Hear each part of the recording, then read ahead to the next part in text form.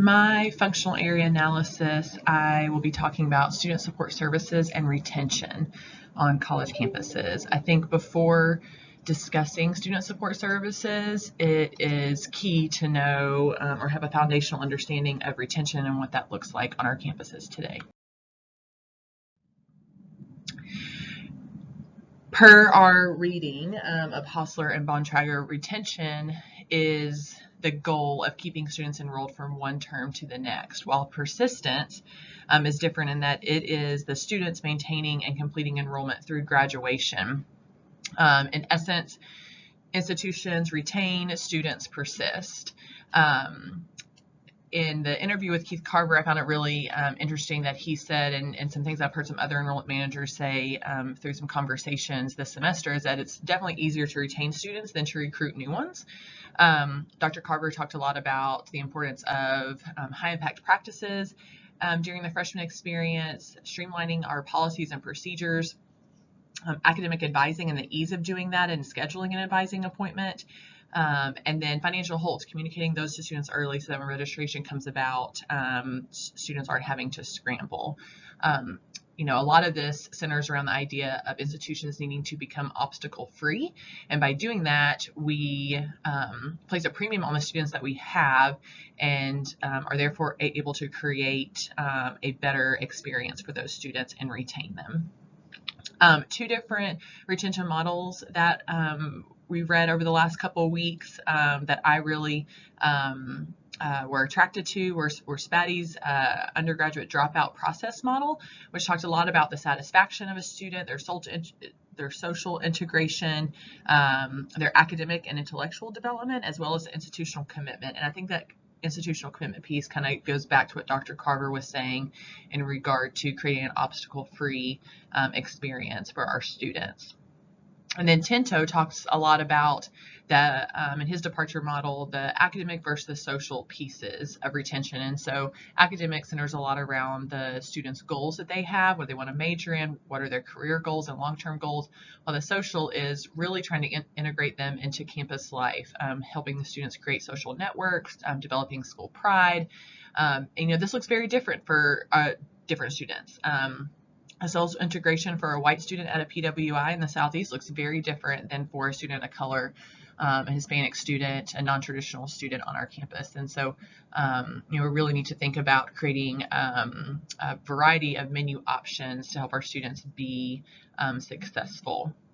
And then ultimately, I think in regard to retention, institutions need to be aware of the varying backgrounds and changing demographics when creating new initiatives and policies. And we'll kind of talk about that more when we get into student success. I think it's also important to mention the difference in perspective of retention versus persistence. And our readings have talked a lot about this over the last couple of weeks, and that retention can kind of be focused on this unhealthy, how do we hold students on our campus? And we're so afraid to loosen our grip on them because the more students that we retain, the better financially it is for the institution and our financial health as a campus. We kind of need to shift our perspective in that we really want to help students persist, and by focusing more on persistence of students, we allow for mobility for them to discover new opportunities. We create new pathways regardless of what their intentions are to stay or to go, and it holistically creates a better experience for the student. I thought it was interesting in looking at some IPEDS data through the Department of Ed. Enrollment over the last 20 years on our campuses has really shifted in regard to demographic, and I specifically pulled the chart on race and ethnicity just because it was kind of staggering. We've had conversations that in the last 20 years, our white traditional student population has definitely decreased, and you see that in that first set of bar graphs, while our Hispanic student population is increasing, and it's only going to continue to increase. Again, and this is just a frame of reference, but overall our white student enrollment has decreased by 17% in the last 6 years, while our Hispanic student enrollment has doubled nationally. So kind of from enrollment to graduation of our students based on race and ethnicity, the same Department of Ed study looking at trends in this really focuses on the fact that, again, our national average of college completion is about 50%, but as you can see, our Hispanic student population is continuing to grow in regard to graduation rate and starting to catch up with our white student population. So in looking at what is student success, now we know what retention is and why it's important for our campuses. Student success is defined different ways on different campuses. So I just pulled a variety of different institutions from different parts of the country and how they define student success. So for UT Knoxville, it centers a lot around retention, persistence, and graduation. Montana State, a lot about the transformation of the students' lives. Texas Arlington talks about educational goals. So again, going back to that Tinto model of educational pursuit and getting to graduation, where UC Santa Cruz really focuses on the whole student and the student well-being. And this is kind of the trend in terms of student success. Over the last 5 years, many large four-year institutions are starting to create divisions of student success and pull some of the departments that have traditionally been in a student affairs or student life or even enrollment management divisions and creating this new division of student success so we can better support our students holistically. So different departments of student support. Here's kind of a list. This is definitely not all, but I think, again, it differs from campus to campus. But just to give an idea, this is everything from orientation and first year studies to tutoring services, TRIO programs, counseling, advising, academic coaching, health and wellness, diversity and inclusion. Again, all of these different areas contribute towards getting students engaged on our campus, giving them a sense of belonging and mattering, and helping them ultimately successfully graduate.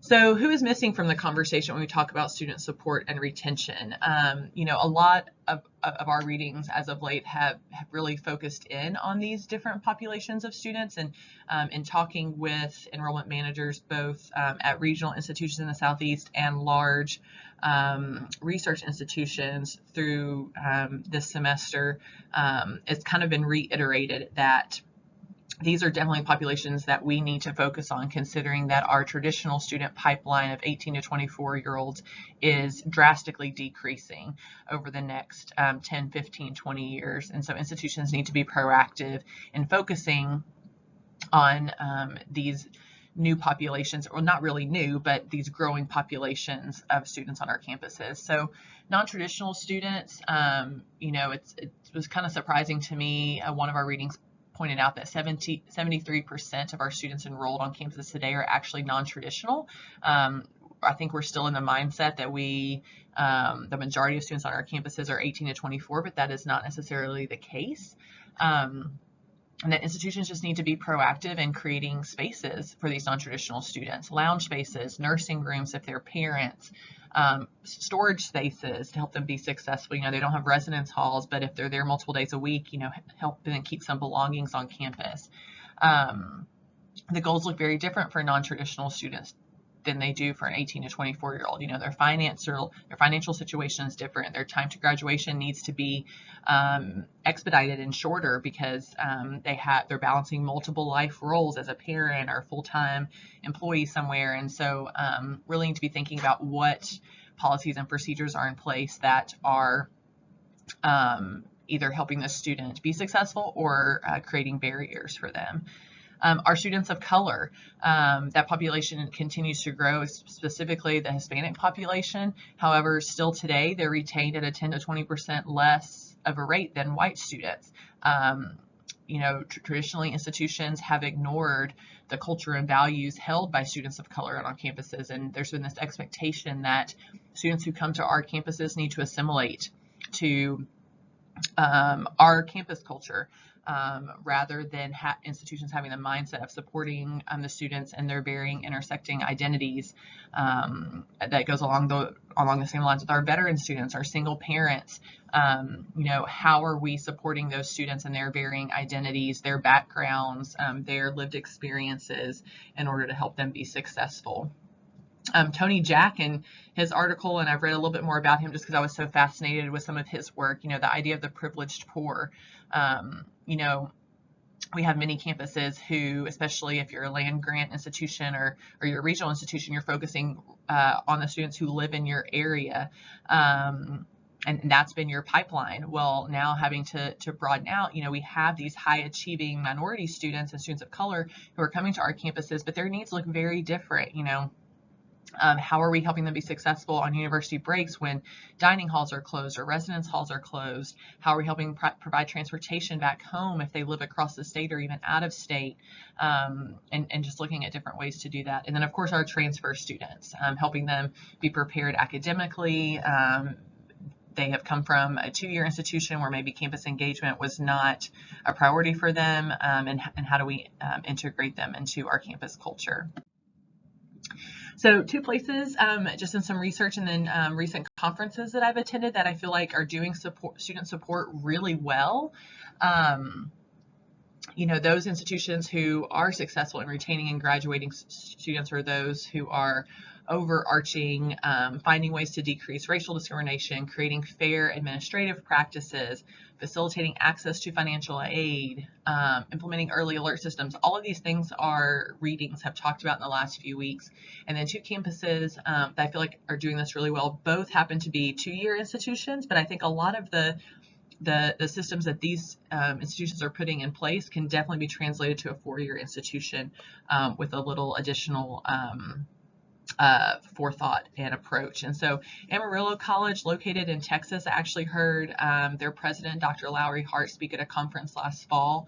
And I am fascinated. If you do not know the story of Amarillo College, I'd highly suggest you look it up.